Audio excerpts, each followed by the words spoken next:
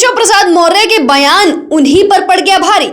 संगठन को बताया था पार्टी की सरकार से बड़ा, अब उठने लगा उनके पद पर सवाल। खुल गई केशव प्रसाद मौर्य के क्राइम की लिस्ट। वैसे तो किसी न किसी बात को लेकर उत्तर प्रदेश के उप मुख्यमंत्री केशव प्रसाद मौर्य हमेशा चर्चा में बने रहते हैं, लेकिन अभी जो वो चर्चा में आए हैं और एक विवादित बयान को लेकर काफी सुर्खियों में है।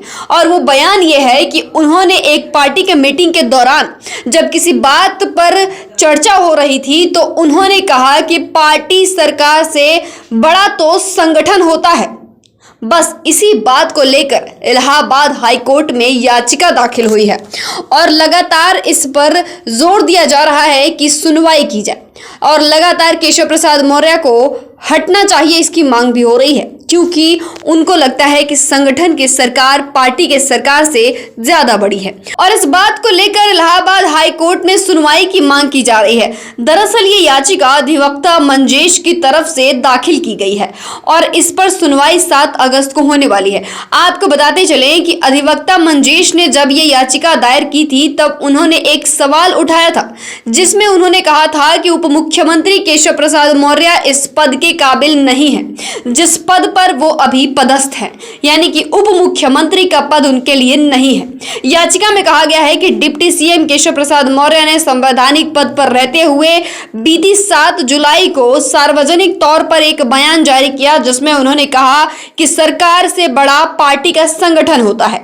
इस दौरान आपको बता दें कि याचिका में यह भी कहा गया है कि उनका ये बयान इस संवैधानिक पद की गरिमा और सरकार की पारदर्शिता वाली छवि को धूमिल कर रहा है और जो कि कहीं से भी सही नहीं है।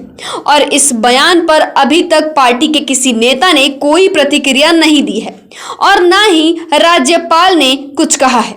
यहां तक कि चुनाव आयोग ने भी कोई प्रतिक्रिया व्यक्त नहीं की है और इसलिए यह समझ पाना मुश्किल नहीं है कि यह मामला अपने आप में बहुत गंभीर है।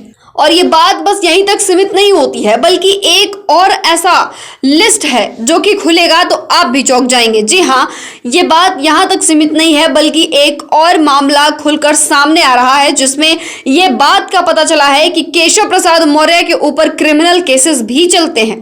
आइए जानते हैं पूरा मामला। दरअसल अधिवक्ता मंजेश यादव की याचिका में केशव प्रसाद मौर्य के खिलाफ दर्ज क्रिमिनल मुकदमों का भी जिक्र किया गया है। याचिका में कहा गया है कि डिप्टी सीएम बनने से पहले केशव प्रसाद मौर्य के विरुद्ध 7 आपराधिक मामले दर्ज किए गए थे। इतने मुकदमों के बावजूद भी केशव प्रसाद मौर्य की संवैधानिक पद पर नियुक्ति की गई है, जो गलत है, कानूनन भी गलत है और संवैधानिक तरीके से भी गलत है।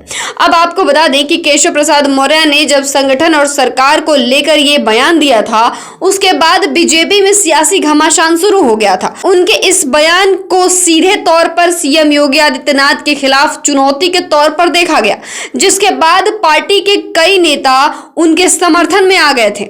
वहीं पार्टी के भीतर भी कई तरह की बयानबाजियां देखने को मिल रही हैं अभी भी, और लगातार ये मुद्दा चर्चा का विषय बना हुआ है।